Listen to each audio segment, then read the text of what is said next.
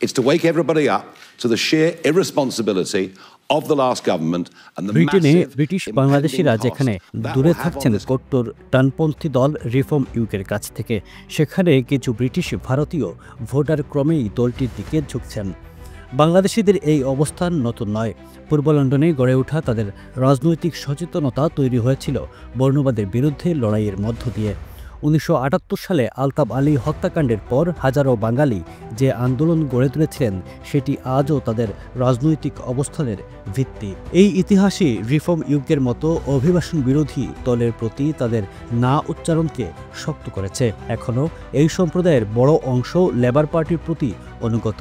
অন্যদিকে অর্থনৈতিকভাবে সচ্ছল একাংশের ভারতীয় ভোটাররা মনে করছেন রিফর্ম ইউকের মতো দলকে সমর্থন দেওয়া তাদের ভালো অভিবাসী পরিচয়কে পোক্ত করবে। কিন্তু সংশ্লিষ্টরা বলছেন এই কৌশল ঝুঁকিপূর্ণ, কারণ দলটির নীতি আসলেই অভিবাসন সীমিত করা।